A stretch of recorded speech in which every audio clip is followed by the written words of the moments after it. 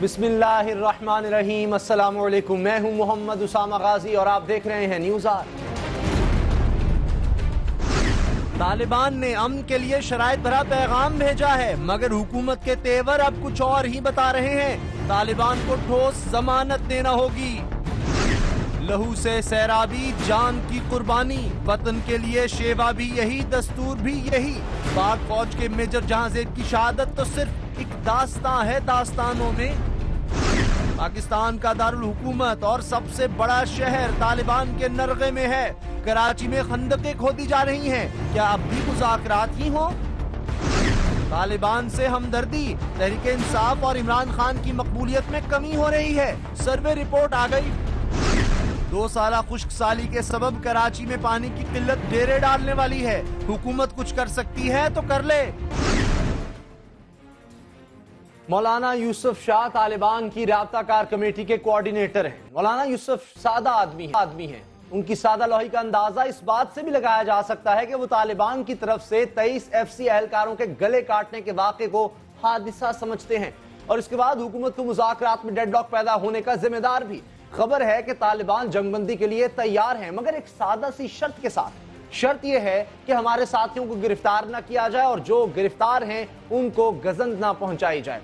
तालिबान का शिकवा है कि हुकूमत हमारे साथियों को जाली मुकाबलों में मार रही है। उनकी बोरीबंद लाशें मिल रही हैं। शाहिदुल्लाह शाहिद के मुताबिक जिस रोज मोहम्मद एजेंसी का वाकया हुआ उस रोज हमारे 10 साथियों को हलाक किया गया। तालिबान के साथियों की बोरीबंद लाशें कहां फेंकी जा रही हैं कहां नहीं, मगर FC के एहलकारों की सरकटी लाशों से होती बेहुरमती की वीडियोज आम हैं, जिनके बारे में आज विफाकी वज़ीर इत्तलात और नशरियात ने पूछा है कि हमारे इग़वा किए गए 23 जवानों के साथ जो सलूक किया गया क्या वो शरई था। फिर बताया कि भारत ने तो हमारे 90,000 कैदियों से ऐसा सलूक नहीं किया था जो शरीयत के दावेदारों ने किया है। उन 90,000 कैदियों में से किसी की गर्दन कभी हिंदुस्तान में काटी? क्या शरीयत लाने वाले इस बात का जवाब देंगे कि शरीयत में कैदी के साथ कैसा सलूक किया जाना चाहिए? 3, साढ़े 3, 4 साल से जो लोग आपकी गिरफ्त में थे, जिन्हें 3 साल से अजियतें और मसाइब देख रहे थे, अपने बीवी से, बच्चों से, माँ बाप से महरूम, उनकी गर्दनें काटी जाती हैं और फिर फख्र से बताया जाता है कि हमने इस काम को किया। लहजों में तलखी और जुबान पर शिकायत है। हुकूमती राब्ताकार कमेटी के कोऑर्डिनेटर इरफान सिद्दीकी कहते हैं कि अमलन हम वहीं पर खड़े हैं जहां 17 फरवरी को खड़े थे। BBC की तरफ से खबर दी गई है कि हुकूमत ने ताहाल मुज़ाकरात का इरादा तर्क नहीं किया। BBC ने विफाकी काबीना के एक रुकन के हवाले से बताया है कि वज़ीर आज़म ने मुज़ाकरात से इनकार किया है और ना ही फौजी कार्रवाई के लिए मुशावरत शुरू की है। वज़ीर आज़म ने कबायली इलाकों में ताकत के इस्तेमाल से मुतल्लिक एक बार ब्रीफिंग ली थी, जिसमें सवालात का जवाब देते हुए जनरल राहिल शरीफ ने कहा था कि शिमाली वज़ीरिस्तान को शिद्दत पसंदों से खाली करवाना काबिल अमल है। दूसरी तरफ मौलाना यूसुफ दावा कर रहे हैं कि हुकूमती कमेटी के बाज़ अरकान उनसे राबते में हैं, जबकि वज़ीर दाखिला चौधरी निसार अली खान से भी उनकी बात हुई है और चौधरी निसार साहब जो कुछ हुआ है इसके बावजूद चाहते हैं कि बातचीत आगे बढ़े। हुकूमत क्या ताहाल कंफ्यूज है या सिर्फ तालिबान की तरफ से जंगबंदी की कोई ठोस जमानत चाहती है, ये जानने की कोशिश करेंगे। हुकूमती कमेटी के अहम तरीन रुकन और मारूफ सहाफ़ी और तज्जिया निगार जनाब रहीमुल्लाह यूसुफज़ई से हम इसी बारे में जानेंगे और उनसे हम बात करेंगे कि इस वक्त क्या हो रहा है। और फौजी ऑपरेशन मुल्क में न खत्म होने वाली खूनरेज़ी का जरिया बनेगी।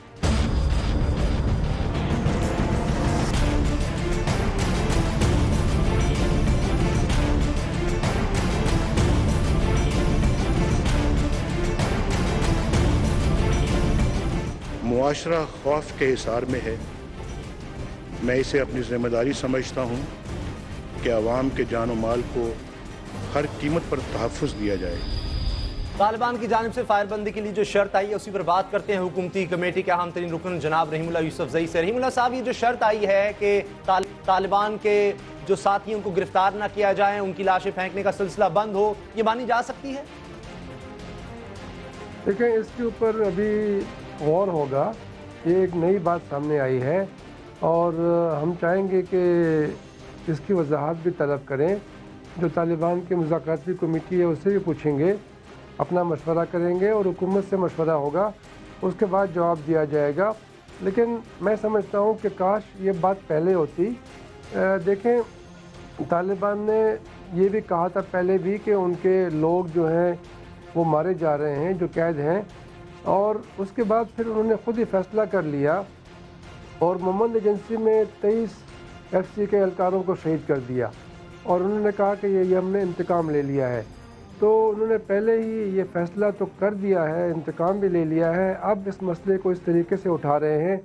तो मेरे ख़्याल में ये सारी बातें पहले होनी चाहिए थी। ये जो मुज़ाकराती कमेटियाँ बनी हैं ये इसीलिए हैं कि जो भी इशू हो, जो कोई मसला हो, शिकायत हो, इल्ज़ाम हो, तो वही कमेटी में उसमें बात होनी चाहिए। इस तरह की शराइत आयद नहीं करनी चाहिए। कोई और शर्त तो नहीं आ जाएगी, एतबार किया जा सकता है तालिबान पर, क्योंकि पहले ड्रोन हमले रुकवाने की बात होती थी, वो तो रुके हुए हैं। जी बिल्कुल, देखें तकरीबन 2 महीने अभी होने को हैं कि ड्रोन हमला नहीं हुआ और भी वजूहात होंगी, लेकिन बड़ी वजह जो है वो पाकिस्तान की हुकूमत का एहतजाज है और अमेरिका से बार बार कहा गया है कि वो मुज़ाकरात को नाकाम न बनाए। पहले भी हकीमुल्लाह मसूद को ड्रोन हमले में मारा गया और मुज़ाकरात रुक गए। तो इस बार पाकिस्तान की हुकूमत ने अमेरिका से पहले ही कह दिया है, लेकिन मैं समझता हूँ कि देखें शराइत अगर सामने आएंगी तो फिर बात आगे नहीं बढ़ेगी। हमने पहली मीटिंग में जब तकरीबन 20 दिन पहले मुज़ाकरात शुरू हुए, हमने कहा था कि हर किस्म का तशद्दुद बंद होना चाहिए, वायलेंस रुकना चाहिए, हमले रुकने चाहिए, फायर बंदी होनी चाहिए ताकि मुज़ाकरात अच्छे माहौल में हो सके। अब भी हम वही बात कर रहे हैं और हमने ये शिकायत उस वक्त की जब 2 बड़े वाक़यात हुए और तालिबान ने ज़िम्मेदारी कबूल की। कराची का वाक़या हुआ, पुलिस और रेंजर्स के 13 एहलकार मारे गए, और फिर मोहम्मद एजेंसी का वाक़या हुआ। तो हमने इसलिए कहा कि भाई ये वाक़यात पहले रोकें ताकि अच्छा माहौल पैदा हो और बातचीत हो सके। इरफान सिद्दीकी साहब कहते हैं कि जब तक फायर बंदी नहीं होती तब तक मुज़ाकरात आगे नहीं बढ़ सकते, अभी फ़िलहाल मुअत्तल हैं। ये इंतज़ार कब तक हो सकता है? तालिबान की जानिब से कोई जवाब आता है या नहीं आता? कब तक इंतज़ार होगा? देखिए, मुज़ाकरात को मुअत्तल किया गया है, मुज़ाकरात ख़त्म नहीं हुए और हमने अपनी बात तालिबान की मुज़ाकराती कमेटी को पहुंचा दिए हैं। हमारा उनसे राब्ता है, बाज़ाब्ता मुज़ाकरात नहीं हो रहे लेकिन उनसे राब्ते ख़त्म नहीं हुए। आज भी उनसे राब्ते हुए और हम समझते हैं कि वो हमारी बात आगे पहुंचाएंगे और कोशिश करेंगे कि ये जो हालात पैदा हुए इनको फिर से ठीक किया जाए ताकि बातचीत हो सके। तो मेरे ख़्याल में देखें हमने ऐसी कोई शर्त नहीं लगाई जो नहीं हो, या तालिबान अगर शर्तें लगा रहे हैं तो उनको भी शर्त नहीं लगानी चाहिए। और मैं समझता हूँ कि सबसे पहले इस तरह की कार्रवाइयाँ रुकनी चाहिए, फायर बंदी होनी चाहिए। तालिबान हमले नहीं करेंगे तो उनके खिलाफ जवाबी कार्रवाई नहीं होगी। आपको नहीं लगता कोई एक गिरोह कार्रवाई करेगा और सारा मामला फिर ख़राब हो जाएगा और फिर जो मरकजी शुरा है उसको ओन करना पड़ेगा कि ये इस वजह से हो गया, ये उस वजह से हो गया? जो धड़े मुज़ाकरात नहीं चाहते वो अलग हैं। क्या आपको इत्तेहाद नज़र आ रहा है तालिबान? देखें, पहले भी कई वाक़यात हुए लेकिन तालिबान ने ज़िम्मेदारी कबूल नहीं की। किसी ने कहा कि जब से मुज़ाकरात शुरू हुए हैं 17 हमले हो चुके हैं और 170 लोग उसमें मारे गए, लेकिन जब 2 बार तालिबान ने ज़िम्मेदारी कबूल कर ली तो फिर तो ज़ाहिर है बात बिल्कुल ज़ाहिर हो गई और हमने फिर उसके ऊपर एहतजाज किया। मेरे ख़्याल में आप देखें कि सबसे बड़ी तंजीम, मजबूत तंजीम तहरीक तालिबान पाकिस्तान है और वो ख़ुद कहते हैं कि उनके पास इतनी ताकत है कि वो बाकी जो ग्रोह हैं उनको वो संभाल सकेंगे और जब फायरबंदी होगी तो वो मौसर होगी। तो हम उनकी बात को मान लेते हैं और इसलिए हम कह रहे हैं कि आप फायरबंदी का ऐलान करें, फिर जो बाकी लोग अगर हमले करते हैं मुज़ाकरात को नाकाम बनाने के लिए तो फिर दोनों मिलकर हुकूमत और तालिबान उनका रास्ता रोकेंगे। कुछ हल्के ये भी कह रहे हैं कि जिस तरह आज रिपोर्ट आई है वजारत दाखिला की कि इस्लामाबाद हो या कराची हो, वहाँ पर कलदम तंजीमें जिनमें अलकायदा भी हैं, दीगर तंजीमें हैं, वो बहुत ज़्यादा ताकतवर हो चुकी हैं। कुछ लोग ये कह रहे हैं कि कुछ जंग का ऐलान भी हो सकता है। ये जिस तरह खंदकें खोदी जा रही हैं कराची में, थानों के इर्द गिर्द, क्या जंग की तैयारी हो रही है? देखिए, कराची के हालात मुख्तलिफ हैं, यहाँ पे फाटा में उसके मुख्तलिफ हैं, फिर बलूचिस्तान का अपना मसला है, मुख्तलिफ मसाइल में पाकिस्तान घिरा हुआ है। اور میرے خیال میں سب کا ایک حل نہیں ہے، مختلف اس کے حل نکالنے چاہیے حالات کے مطابق۔ تو دیکھیں یہ تو حکومت کا کام ہوتا ہے کہ وہ لوگوں کو تحفظ فراہم کرے، پھر ہمارے مختلف ادارے ہیں، فوج ہے، پولیس ہے، ملیشیا ہے، رینجرز ہیں، ان کا بھی یہ کام ہے، ملک کا دفاع کرنا ہے، اور جو ملک کے دشمن ہیں ان کا مقابلہ کرنا ہے۔ تو میرے خیال میں سب اپنا کام کر رہے ہیں، سب کو پتہ ہے کہ خطرہ کتنا بڑا ہے، اور اس لیے میرے خیال میں تیاری تو ہمیشہ رہتی ہے، لیکن حکومت کہہ رہی ہے، اس کے وزراء کہہ رہے ہیں کہ فی الحال فوجی آپریشن کے بارے میں کوئی فیصلہ نہیں ہوا۔ یہ فرمائیے گا کہ کیا حکومت کا صبر کا پیمانہ لبریز ہو گیا؟ جس طرح آج پرویز رشید صاحب بات کر رہے تھے، اگرچہ یوسف شاہ صاحب تو ابھی پر امید نظر آتے ہیں، لیکن خدا نہ خواستہ، اللہ نہ کرے کوئی ایک واقعہ بھی اور ہو گیا ایسا، تو پھر آپ کو لگتا ہے کہ مذاکرات ختم ہو جائیں گے؟ دیکھیں یہ واقعات ہوئے اسی لیے مذاکرات معطل ہو گئے، حالانکہ حکومت نے کوئی شرط نہیں لگائی، مذاکرات کے لیے آمادگی ظاہر کی ایسے وقت میں جب سب لوگ کہہ رہے تھے کہ ابھی فوجی کارروائی شمالی وزیرستان میں ہوگی۔ تو حکومت نے تو میرے خیال میں صبر کا دامن ہاتھ سے نہیں چھوڑا، حکومت تو اب بھی کوشش کرنے کو تیار ہے، اور حکومت صحیح حالات پیدا کر کے مذاکرات کرنا چاہتی ہے۔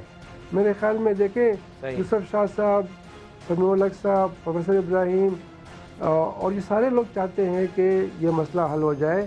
ہم نے کوئی الزام نہیں لگایا طالبان کی مذاکراتی کمیٹی کے اوپر، اور ہم چاہتے ہیں کہ الزامات نہ لگے بلکہ آپس میں رابطہ رہے، اور جو مشکلات ہیں، جو رکاوٹیں ہیں، ان کو مل کر دور کیا جائے۔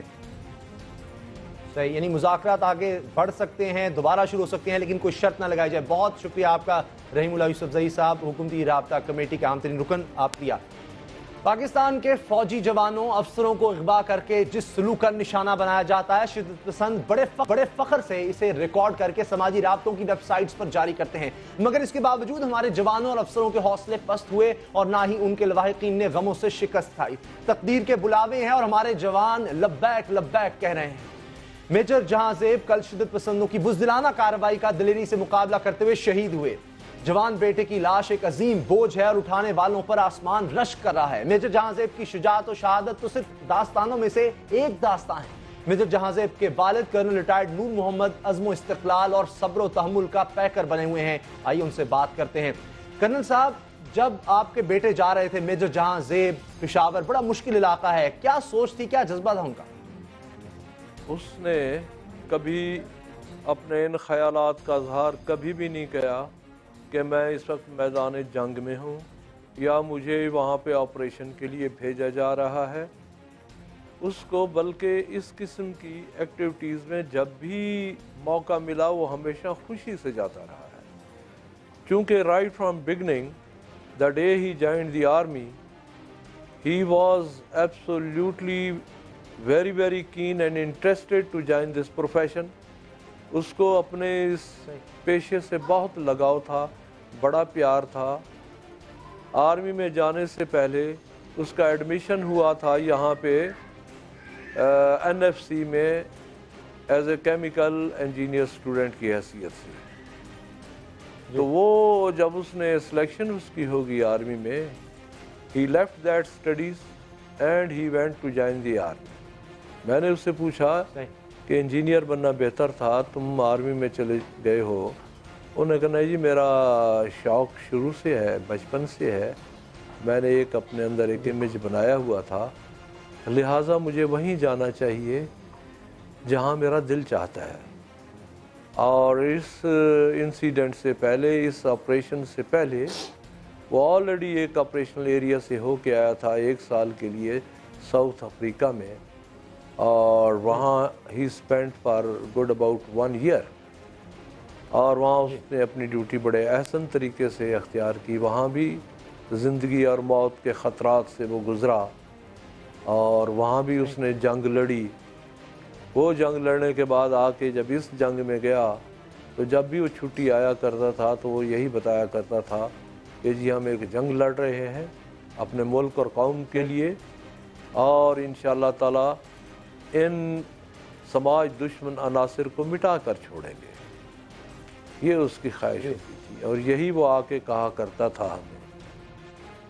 मगर मेजर जहांजेब शहीद के छोटे छोटे बच्चे हैं, कभी इस बारे में कोई खौफ ख्याल नहीं आया? मैं ये कहूँगा, अगर इस तरीके से हर फौजी ये सोचना शुरू कर दे तो फिर वो कोई फौजी मैदान जंग में जाएगा ही नहीं। मैदान जंग में जिस वक्त जाते हैं, एक ऑफिसर्स के 2 बच्चे होते हैं, उसकी बनिस्बत हमारे जवान जो हैं वो इस फैमिली प्लानिंग के ऊपर नहीं चलते, तो उनके 5-5, 6-6, 10-10 बच्चे भी होते हैं। अगर वो ये सोचें कि 10 बच्चे हैं और मैं मैदान जंग में कैसे जाऊंगा, तो उन जवानों ने लड़ना होता है, फिर कोई जवान मैदान जंग में नहीं लड़ेगा। हम इन ख्यालात से अपने आप को आज़ाद करके मैदान जंग में जाते हैं, और इन फिलासफी में अगर पड़ गए तो फिर कोई शख्स जंग नहीं लड़ेगा, वो फौज नहीं रहेगी, वो फिर कोई और चीज़ बन जाएगी। मेजर जहांजेब शहीद के वालिद कर्नल रिटायर्ड नूर मोहम्मद साहब, बहुत बहुत शुक्रिया आपका।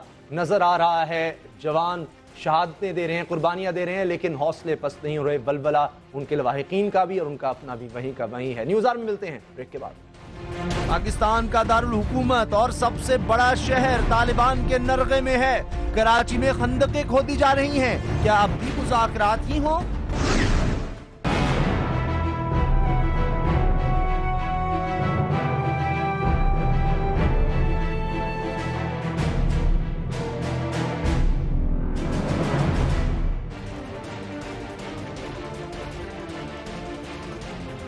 पाकिस्तान का दारुल हुकूमत इस्लामाबाद और मुआशी दारुल हुकूमत कराची पूरी तरह तालिबान के नरगे में है। ये इंकशाफ आज कौमी असम्बली की कायमा कमेटी के रूबरू वजारत दाखिला की ब्रीफिंग में हुआ। कमेटी को बताया गया कि इस्लामाबाद खतरनाक तरीन शहर बन चुका है, जहां कलअदम तंजीमें अल-कायदा, तहरीक तालिबान और लश्कर जंग भी पूरी तरह कदम जमा चुकी हैं। कराची पर मंडलाते खौफ के बादल गहरे हो रहे हैं। लग यूं रहा है कि दहशत गर्दों की दहशत कानून नाफिज करने वाले इदारों को भी जकड़ चुकी है। इतना यह है कि इधर तालिबान ने धमकी दी कि शहर में चलने वाली किसी बस में म्यूजिक सिस्टम नजर आया तो डीआईजी ट्रैफिक पुलिस के दफ्तर को बम से उड़ा दिया जाएगा। उधर ट्रैफिक पुलिस ने पूरी तनदेही से बसों, मिनी बसों और मुसाफिर कोचों में लगे म्यूजिक सिस्टम जब्त करने की मुहिम शुरू कर दी। ये दुरुस्त के बसों में म्यूजिक सिस्टम गैर कानूनी, मगर पहले इसका ख्याल क्यों ना आया?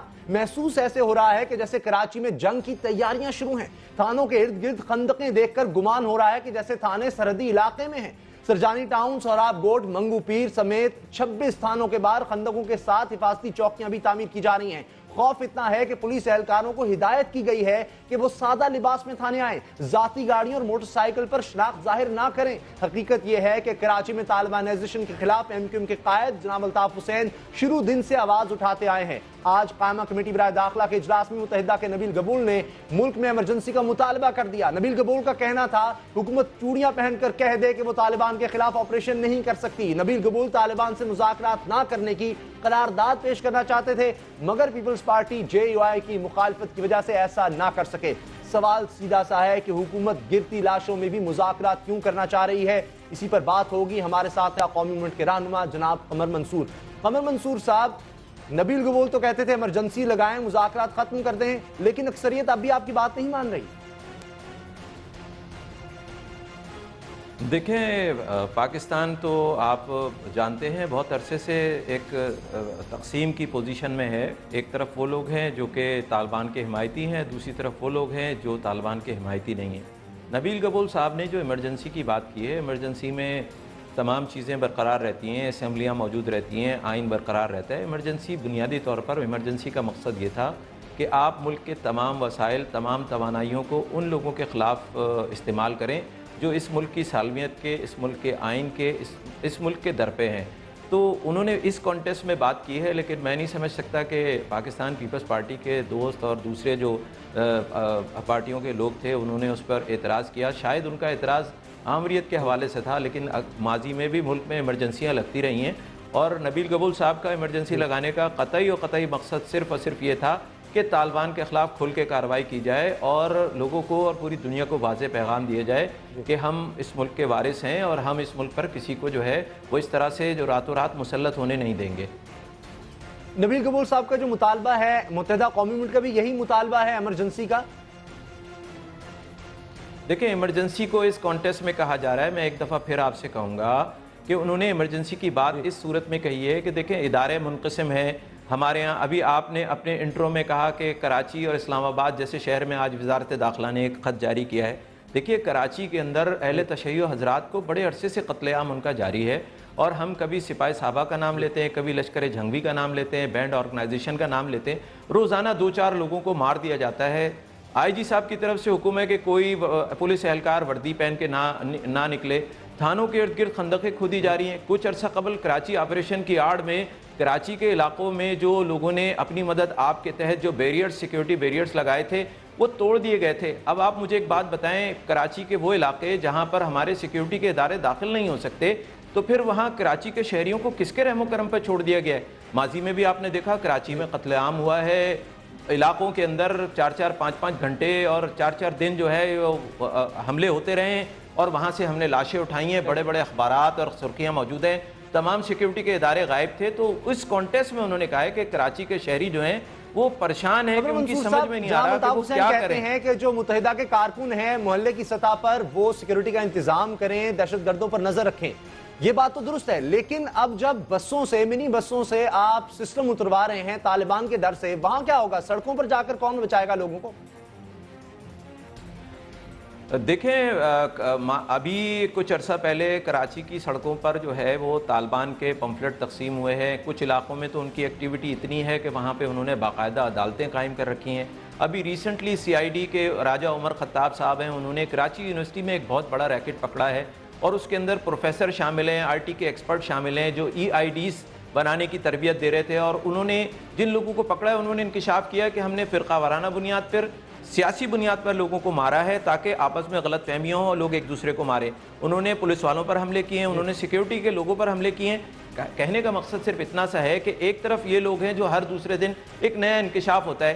کراچی کے شہری اور پاکستان کے شہری تو حکمرانوں کی طرف اور اپنی سیکیورٹی فورسز کی طرف دیکھ رہے ہیں. کراچی کے شہری جو ہیں وہ پاکستان فوج کے ساتھ ہیں, اپنے سیکیورٹی اداروں کے ساتھ ہیں. وہ پولیس کے اہلکار جو بیچارے طالبان کے حملوں میں, وہ رینجرز کے اہلکار جو طالبان کے حملوں میں شہید ہو رہے ہیں, ہم ان کے ساتھ ہیں. MQM کے قائد الطاف حسین نے کہا کہ آپ طالبان کے خلاف اعلان جنگ کریں. MQM جو ہے وہ اپنے 1 لاکھ کارکن جو ہے آپ کو دے گی جو کہ آپ کے شانہ بشانہ ان سے لڑیں گے. تو میرا خیال ہے کہ اس کے بعد لیکن کیا طالبان کا خوف اتنا نہیں ہے کہ ہر ادارہ ان سے ڈر رہا ہے, اگر وہ کچھ کہتے ہیں اس پر عمل درآمد شروع کر دیا جاتا ہے, تو اس کے باوجود لوگوں میں اتنا جوش اور جذبہ ہے, اتنا ولولہ ہے کہ طالبان کے خلاف کھڑے ہو سکیں گے؟ دیکھیں عوام میں تو بہت جوش و جذبہ ہے. آپ دیکھ لیجئے کہ سوات میں جس طرح آپریشن کیا, سیکیورٹی فورسز گئیں, عوام نے ان کو ویلکم کیا. صرف وہاں پر وہی لوگ شور مچا رہے تھے, وہی لوگ جو تھے وہ واویلا کر رہے تھے, یا وہاں سے وہی لوگ بھاگے جو ملک دشمن کارروائیوں میں ملوث تھے. اب بات یہاں پر آ گئی کہ ہم تو دیکھیں پہلے طالبان سے بات کرنے نہ کرنے پہ تقسیم تھے, لیکن ابھی آپ نے دیکھا ایک نیا فیکٹر آ گیا کہ ہمارا آئینی شرعی نہیں ہے. دیکھیں ہمیں مستقل تقسیم در تقسیم کے مراحل سے گزرنا پڑ رہا ہے. ہمیں زبان کی بنیاد پہ تقسیم کیا جا رہا ہے, فرقے کی بنیاد پہ تقسیم کیا جا رہا ہے, مذہب کی بنیاد پہ تقسیم کیا جا رہا ہے. ہم تو یہ کہہ رہے ہیں کہ جناب اب مذاکرات کا وقت گزر گیا ہے, آپ نے کل بھی یہی کرنا ہے, اور اگر آپ نے ابھی بھی وقت نہیں لیا تو آپ کے شہریوں کا نقصان ہوگا. آپ دیکھیے جو سیکیورٹی فورسز کی جو ویڈیو جاری کی ہے, یوسف شاہ صاحب نے آج کہا کہ چودھری نثار صاحب وزیر داخلہ انہوں نے بڑی طویل گفتگو ان سے کی ہے, اور چودھری نثار اب بھی چاہتے ہیں کہ جو کچھ ہو گیا اس کے باوجود مذاکرات کو آگے بڑھایا جائے. آپ کیا کہیں گے؟ دیکھیں میں پھر آپ سے کہوں گا کہ طالبان کے اتنے بہت سارے گروپ ہیں, شاید سارے گروپ مذاکرات کے لیے حامی نہ ہوں. جو لوگ یہ کوششیں کر رہے تھے ان کی کوششوں کو کس نے سبوتاژ کیا؟ اب یہ بات تو طالبان کے گیند تو طالبان کے کورٹ میں ہے کہ وہ کہتے بھی ہیں کہ جی ہم اس قدر کیپیبل ہیں کہ ہم اپنے دیگر گروپوں کو بھی روک سکتے ہیں. تو سب سے پہلے تو وہ ان کو روک کے دکھائیں, اس کے بعد مذاکراتی کمیٹی, حکومتی کمیٹی اور طالبان کی کمیٹی کا کام تو اس کے بعد شروع ہوتا ہے. آپ اپنے شہریوں کی قدر کریں. آپ دیکھیے وہ جو ویڈیو جو جاری کی ہے انہوں نے خود سوشل میڈیا پہ, اس میں لاشوں کی بے حرمتی کس طریقے سے کی گئی ہے.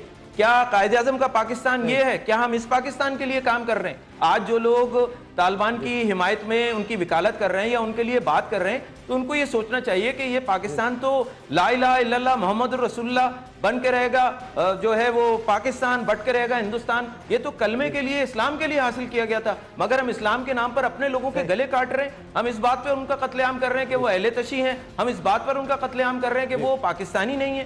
دیکھیں ہم سب کو اب وقت آ گیا ہے. MQM کے قائد نے سب سے پہلے آواز اٹھائی ہے, اور میں سمجھتا ہوں کہ پورے پاکستان کے عوام ایک جگہ پر ہیں. صحیح.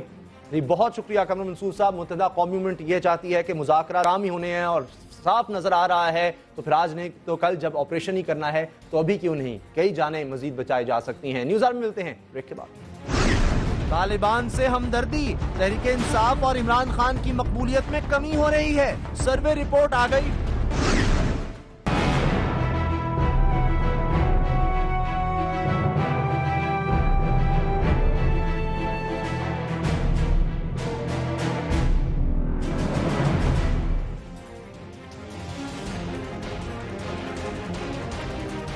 طالبان کی طرف سے مذاکرات کے جواب میں ہونے والی انتہا پسندانہ کارروائیوں نے جہاں قوم کو یکسو کر دیا ہے, وہیں طالبان سے ہمدردی رکھنے والے پاکستان کے سیاسی لیڈروں کو بھی اگر مگر چونکہ چنانچہ جیسے مرکبات اپنے خطابات اور بیانات میں شامل کرنے پر مجبور کیا ہے.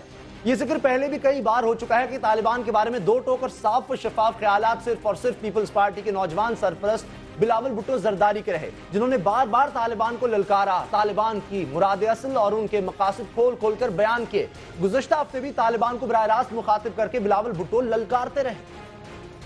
ڈھیر لگا کر جنت کے دروازے کھولنا چاہتے ہو, وہ نہیں کھلیں گے. میں تمہیں عبرت کا نشان بنا دوں گا کہ تمہارے جنازے پر تمہارے اپنے بھی شریک نہیں ہونے چاہیں گے. ایسا نہیں ہے کہ بلاول بھٹو زبانی جمع خرچ کر رہے ہیں. پیپلز پارٹی نے اپنے دور حکومت میں سوات اور جنوبی وزیرستان میں آپریشن کر کے طالبان کی شدت پسندانہ کارروائیوں کا جواب دیا. پیپلز پارٹی دو ٹوک موقف کی حامی ہے کہ پاکستان کے دستور اور طرز معاشرت کی جگہ بندوق کے زور پر اور کوئی نظام نہیں لایا جا سکتا.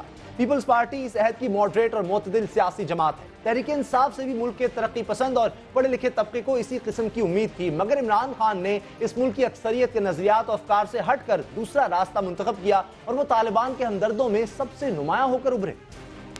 مذاکرات کیسے ہو سکتے ہیں؟ آپ سیز فائر کریں, آفس کھولیں, ان کی آفیشل ریپرزینٹیٹیوز کو لے کے, اگر سیریس ہے ڈائیلاگ, جب ان کی کوئی آفیشل آفس ہوگا, کو پتہ چلے, کوئی لوگ بیٹھے ہو, ہمیں پتہ تو چلے کہ ہو کیا رہا ہے. طالبان کے بارے میں نرم گوشہ یقیناً عمومی رائے عامہ کے خلاف ہے. شاید اسی لیے طالبان سے ہمدردی جناب عمران خان کو مہنگی پڑتی محسوس ہو رہی ہے. ملک کے معروف روزنامہ جنگ اور گیلپ کے مشترکہ سروے کی رپورٹ ہے کہ جناب عمران خان کے خلاف ایسے پاکستانیوں کی تعداد میں تیزی سے اضافہ ہو رہا ہے جو ان سے مطمئن نہیں ہیں. اس سروے کے مطابق نواز شریف پہلے نمبر کے مقبول لیڈر ہیں, جن سے 45% پاکستانی مطمئن جبکہ 27% غیر مطمئن ہیں. عمران خان جو ایک وقت تک مقبولیت میں سب سے آگے تھے وہ اب دوسرے نمبر پر ہیں. ان سے 28% لوگ مطمئن ہیں جبکہ 33% لوگ غیر مطمئن ہیں. اس کے بعد جناب آصف زرداری تیسرے نمبر پر ہیں, جن سے مطمئن لوگوں کا تناسب 24% جبکہ غیر مطمئن لوگوں کا تناسب 52% ہے. لیکن اب عمران خان کی سوچ میں تبدیلی دیکھنے کو مل رہی ہے. تحریک انصاف کی کور کمیٹی کا کہنا ہے کہ حکومت اور طالبان کے درمیان مذاکرات کے عمل کو آگے بڑھانے کے لیے جنگ بندی سب سے ضروری اقدام ہے. اسلام کسی بھی صورت معصوم لوگوں کے قتل کی اجازت نہیں دیتا اور طالبان کا یہ اقدام اسلامی تعلیمات کے منافی ہے. کور کمیٹی کے اجلاس میں ایف سی کے 23 اہلکاروں کے قتل کی شدید مذمت کی گئی. تحریک انصاف کے خیالات میں بدلاؤ ایک خوشگوار واقعہ ہے. چلیے دیر آیت درست آیت. اس حوالے سے بات کرتے ہیں تحریک انصاف کے مرکزی رہنما اور عمران خان کے ترجمان جناب نعیم الحق سے, جنہوں نے ہمیں اسلام آباد سے جوائن کیا ہے. نعیم الحق صاحب, کیا واقعی تحریک انصاف کی سوچ بدل رہی ہے کہ مذاکرات اور دہشت گردی ساتھ ساتھ نہیں چل سکتے؟ دیکھیں, ہماری پارٹی کی شروع ہی سے یہ پالیسی رہی ہے کہ جو امن کا عمل ہے اس کو زیادہ سے زیادہ موقع ملنا چاہیے گفت و شنید کا. اور ہم سمجھتے ہیں کہ جیسے کہ نواز شریف صاحب نے بھی قومی اسمبلی میں کہا تھا اور خان صاحب نے بھی بارہا مرتبہ کہا ہے کہ اگر امن کی تمام کوششیں ناکام ہو جاتی ہیں تو پھر یقینی طور پر ملٹری آپشن کے علاوہ اور کوئی چارہ نہیں رہے گا. نعیم الحق صاحب, طالبان کا عمران خان صاحب کو نامزد کرنا بطور رابطہ کار اور نرم گوشہ رکھنا یا نرم لہجہ رکھنا طالبان کے بارے میں, آپ نہیں سمجھتے اس کی وجہ سے عمران خان صاحب اور تحریک انصاف غیر مقبول ہو رہی ہے؟ جب یہ مطالبہ آیا تھا اور وہ مطالبہ وہ جو بات چیت ہوئی تھی وہ میں ہی طالبان نے مجھ سے رابطہ کیا تھا, اور جب انہوں نے پہلی پیشکش کی تھی کہ عمران خان صاحب کو اس کمیٹی میں ڈالا جائے, میں نے یہ محسوس کیا تھا ان کی گفتگو, ان کی نمائندگی کی گفتگو سے کہ وہ چاہتے ہیں کہ عمران خان صاحب کی شخصیت, کیونکہ ایک اہم شخصیت ہے, ملک کی اور قداور شخصیت ہے جو پاکستانی افواج میں بھی مقبول ہے اگر وہ اس بات چیت میں شریک ہوں گے تو شاید پاکستانی افواج بھی جو ہیں وہ اس کے جو نتائج ہیں ان کو تسلیم کر لیں، کیونکہ عمران صاحب بھی انوالو ہوں گے۔ مگر عمران خان صاحب اور ہماری پارٹی نے فیصلہ کیا کہ طالبان کی نمائندگی طالبان خود کریں، اور جہاں تک مقبولیت میں کمی کا سوال ہے، یہ میں نے خود ابھی سروے نہیں دیکھا، مگر میں یہ بات ضرور جانتا ہوں کہ جن لوگوں نے یہ سروے کروایا ہے انہوں نے ایک اور اہم سروے اور اس کروانے 11 مئی سے پہلے ایک سروے انہوں نے کروایا تھا ایک اور ادارے سے، اور اس سروے میں عمران خان صاحب کی مقبولیت جب سامنے آئی تھی تو اس سروے کو استعمال نہیں کیا گیا تھا، اس سروے کو الگ رکھ دیا گیا تھا۔ تو مجھے نہیں پتا کہ کتنی اہمیت ہے اس سروے کی، گیلپ کے ڈاکٹر اعجاز شفیع گیلانی میرے دوست ہیں، مگر یہ ہے کہ اس سے کوئی خاص فرق نہیں پڑتا کہ آج کون پاپولر ہے اور کل کون پاپولر ہے، اور میں سمجھتا ہوں کہ عوام تمام حقائق سے ابھی تک بخوبی واقف نہیں ہے، مگر سیاست میں اتار چڑھاؤ جو ہے وہ عام بات ہوتی ہے، معمولی بات ہوتی ہے۔ لیکن سینٹ میں عمران خان صاحب کے خلاف تحریک استحقاق آنا آپ نہیں سمجھتے ایک بڑا دھچکا ہے؟ سینٹ میں سینیٹر جو ہیں وہ غیر منتخب نمائندے ہیں، عوام ان کے لیے ووٹ نہیں دیتے، یہ بات سن 88 سے چلی آ رہی ہے۔ یہ ایک روایت ہے پاکستان میں کہ سینٹ کے انتخابات میں عموماً بلکہ اکثر سن 88 سے آپ اٹھا کے دیکھ لیں، اس قسم کی شکایات ہمیشہ سامنے آئی ہیں کہ بڑا پیسے کا لین دین ہوتا ہے اور سینٹ کی سیٹیں خریدی جاتی ہیں وغیرہ وغیرہ۔ عمران خان صاحب نے ایک حقیقت کی طرف اشارہ کیا تھا، اور میں سمجھتا ہوں کہ سینٹ والوں کو اس بات کو تسلیم کریے۔ اس کا مطلب یہ نہیں کہ ہر سینیٹر کرپٹ ہے، 100 کے 100 سینیٹر کرپٹ ہے، یہ بالکل ایسی کوئی بات نہیں ہے، مگر یہ حقیقت ہے کہ سن 88 سے سینٹ کی سیٹوں کے حوالے سے ضرور پیسے کا لین دین ہوا ہے، اور اس میں سب سینیٹر انوالو نہیں ہیں، کچھ ہوں گے کچھ نہیں ہوں گے، مگر یہ ایک حقیقت ہے جس کو تسلیم کر جانا چاہیے، اس سے منہ پھیرنا میں سمجھتا ہوں صحیح بات نہیں ہے۔ بہت شکریہ نعیم الحق صاحب، ترجمان عمران خان۔ تحریک انصاف کا سروے جو مرضی کہیں، عمران خان غیر مقبول نہیں ہو رہے، اور تحریک انصاف کا آج بھی وہی موقف ہے طالبان کے بارے میں جو پہلے تھا۔ نیوز آر میں ملتے ہیں بریک کے بعد۔ 2 سالہ خشک سالی کے سبب کراچی میں پانی کی قلت ڈیرے ڈالنے والی ہے، حکومت کچھ کر سکتی ہے تو کر لے۔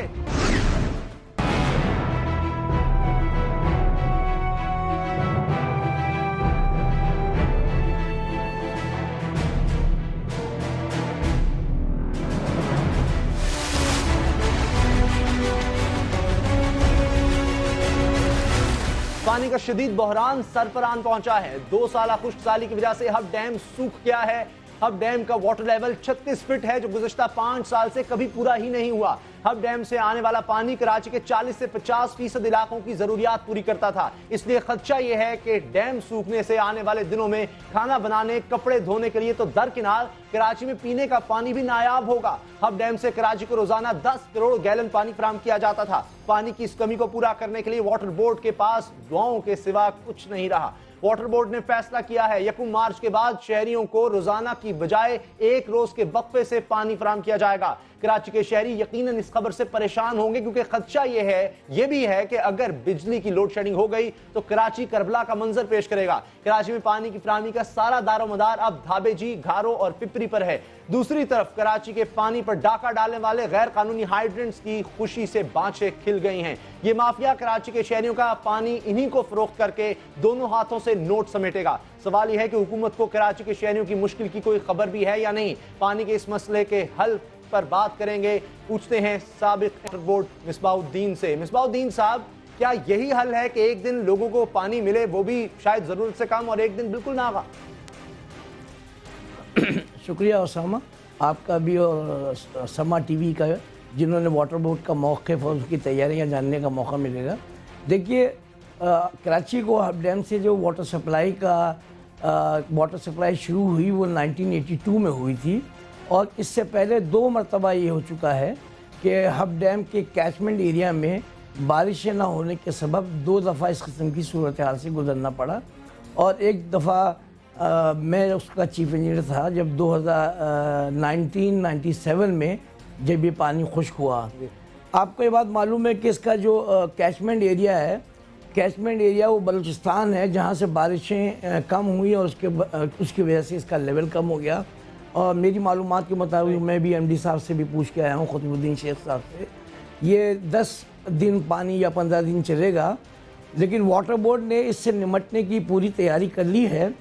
और इससे पहले भी जब हुआ था तो मैं थोड़ा सा आपके नाज़रीन को ये बताना चलूँ कि ये जब सूरत हाल हुई थी तो 10 करोड़ रुपए का एक फ़ंड दिया गया था वफाक की तरफ से, और उसमें क्राइसिस मैनेजमेंट प्रोग्राम के तहत कराची वाटर बोर्ड और पाकिस्तान आर्मी ने मिलकर, जो उनकी सीसी इंजीनियर थे उस ज़माने में ब्रिगेडियर गजाली साहब, कर्नल शहजादा साहब और सईद जंजुआ साहब, हमने दरियाए सिंध के निज़ाम को हब के निज़ाम से मुंसलिक कर दिया था, जिसकी वजह से पानी उधर पहुंचा। और बिलाशुबा उसमें एक चीज़ और थी कि जो पहले मैं ये भी बता दूं आपको कि जो इलाके मुतासिर होंगे वो सुरजानी टाउन, औरंगी और उसके जो खुरब जवार के इलाके, साइड टाउन, नाज़माबाद के कुछ इलाके और बल्दिया सबसे ज़्यादा मुतासिर होगा। और इसके साथ जो पहाड़ियों पे आबादी है, इस्लामिया कॉलोनी और न्याजी कॉलोनी और इकबाल कॉलोनी और पख्तूनाबाद, इन इलाकों में भी शॉर्टेज होगी। लेकिन वाटर बोर्ड ने से ज़्यादा शायद कराची की आबादी आप फरमा रहे हैं, तो हल और कोई नहीं है? नहीं, आपको नहीं लगता इससे लोगों की मुश्किलात में बड़ा इजाफा होगा? एक दिन पानी पर कैसे लोग गुजारा करेंगे? नहीं, देखिए मुश्किलात तो होंगी। अब ये कुदरत का निज़ाम है कि वहाँ बारिशें, उसमें जो पानी आता है हब डैम से वो बारिशों का पानी आता है और हब में जमा होता है, वहाँ से पंपिंग करते हैं। लेकिन जब केतली प्रोजेक्ट बना था उस वक्त जो है दरिया सिंध के निज़ाम को हब डैम के निज़ाम से मुंसलिक कर दिया गया था। ये एक अच्छा काम हुआ था और अभी वाटर बोर्ड ने ये तमाम इंतज़ाम कर लिए हैं कि वहाँ से पंपिंग का रुख इधर मोड़ा जाएगा। यकीनन इससे जो कराची के दूसरे ईस्ट के, सेंट्रल के और जनूबी के इलाके थोड़े मुतासिर होंगे, लेकिन ज़ाहिर है पानी तो वेस्ट में भी देना है। और एक और कब तक ये सूरत हाल रह सकती है? और ये हर साल जब भी बारिशें नहीं होंगी यही सूरत हाल होगी? और अभी कब तक ये बर्दाश्त करना पड़ेगा लोगों को? कितना अरसा? कुछ हफ्ते, महीनों, कितना अरसा? देखिए, अगर मौसम सरमा की बारिशों में भी पानी आ सकता है और गर्मा की उसमें भी पानी आ सकता है, ये तो मेरे ख्याल में ज़्यादा महकमा मौसमियात बता सकेगा। लेकिन सफिशेंट इंतज़ाम इन्होंने किया हुआ है। एक प्रोग्राम में और आपको बता दूँ कि वाटर बोर्ड ने पिछले दफ़ा भी अवामी टैंकियाँ बनाई थी, जो ख़ास तौर पर टेल एंड एरिया है औरंगी के, बल्दिया के, साइड टाउन के। उसमें पाकिस्तान रेंजर्स को, चूँकि मैं उसका इंचार्ज था क्राइसिस मैनेजमेंट प्रोग्राम का, तो पाकिस्तान रेंजर्स को ये जिम्मेदारी दी गई थी कि वो कम से कम वहाँ से 4000 टैंकर डेली जो है उन अवामी टैंकियों में, जो इसी पर्पस के लिए बनाई गई थी, उसमें पानी डालते और लोग जो है अपनी इंतहाई ज़रूरत का ज़रूरी पानी जो है, यानी चाय बनाने का, शेव करने का, नहाने धोने का, वो निज़ाम मेरे ख्याल में 1.5 साल या पौने 2 साल। लगता है ऐसे हंगामी बुनियादों पर इंतजाम करने की ज़रूरत पड़ेगी? जी हाँ, बिल्कुल। मेरी एमडी साहब से बात हुई है, मैंने आपको बताया, उन्होंने भी आज वो खुद हब डैम का दौरा करके आ रहे हैं और मेरे ख्याल में 10-15 दिन से ज़्यादा पानी आएगा भी तो वो पानी इस्तेमाल के काबिल नहीं होगा, क्योंकि आबी हयात उसमें मरी हुई होती हैं और उसमें स्लज भी पैदा हो जाता है। तो वाटर बोर्ड ने अपने तय जो है काफ़ी इक़दाम किए हैं। पंपों की सूरत हाल बेहतर की गई है। हमारा जो एक अजमेर नगरी पे पंप लगा हुआ है वो उसको बेहतर बनाया गया है। और लेकिन इनको टैंकर की तकसीम को मुनसिफाना बनाने के लिए कोई एक कमेटी बनानी पड़ेगी जो ये बताइए, जो टैंकर माफिया है वो तो उसको पानी किस तरह मिल जाता है? लोग तो अब उनके यहाँ यरगमाल होंगे, पैसे देकर पानी लेंगे, उनको पानी किस तरह वाफिर मिक़दार में मिल जाता है लोगों को बेचने? नहीं, अब नहीं मिलेगा। देखिए, जो मंगो पीर पर या इधर उधर जो भी हाइडेंट बने हुए हैं, मैं इससे इत्तेफाक करता हूँ कि कुछ गैर कानूनी हाइडेंट चल रहे हैं और ऑफिशियल हाइडेंट भी है, लेकिन उनको भी पानी में उसी कदर कमी होगी जितना आम शहरी को होगी, तो वो भी इसका शिकार होंगे और इतना आसान नहीं होगा। और मेरे ख्याल में अगर वाटर बोर्ड ने ये थोड़ा इंतज़ाम किया और लॉ इन्फोर्सिंग एजेंसीज ने थोड़ा सा साथ दे दिया, तो मैं समझता हूँ कि ये इस क्राइसिस से निमटने की सलाहियत वाटर बोर्ड और वाटर बोर्ड के इंजीनियर्स में ज़रूर है। अलबत्ता इसके लिए कुछ वसाइल ज़रूर सिंध गवर्नमेंट को चाहिए होंगे, और ये बात सीएम साहब के इल्म में भी है, गवर्नर साहब के भी, और वज़ीर बल्दियात ने भी इस मामले को बड़ा सीरियस लिया है। और मैं समझता हूँ कि अगले 15 दिन में, जब बाय द टाइम ये पानी कम होगा, लेकिन कराची के शहरियों में को आपस में इत्तेफाक और मोहब्बत से इस पानी की कमी को बर्दाश्त करना पड़ेगा اور میں سمجھتا ہوں کہ برداشت کرنا پڑے گا کیونکہ اس کے علاوہ اور کوئی حل نظر نہیں آ رہا فی الحال. بہت شکریہ آپ کا مصباح الدین صاحب، سابق ایم ڈی ووٹ. آپ نے سن لیا، کراچی والوں کے لیے حالات مشکل ہونے والے ہیں، پانی کی شدید کمی ہوگی اور فی الحال جب تک بارشیں نہیں ہوں گی، ہب ڈیم کا لیول اوپر نہیں آئے گا، پانی کا جو مسئلہ ہے وہ رہے گا. اب دعا ہی کی جا رہی ہے واٹر بورڈ کی جانب سے بھی، ہم بھی دعا کرتے ہیں کہ جلد از جلد یہ مسئلہ حل ہو کیونکہ کافی مشکلات پیش آئیں گی کراچی والوں کو جو پہلے ہی کم نہیں ہیں. نیوز آر دیکھنا بہت بہت شکریہ، دعاؤں میں یاد رکھے گا. اللہ تعالیٰ آپ کو نفرت و اولاد کے غم سے محفوظ رکھے. اللہ حافظ.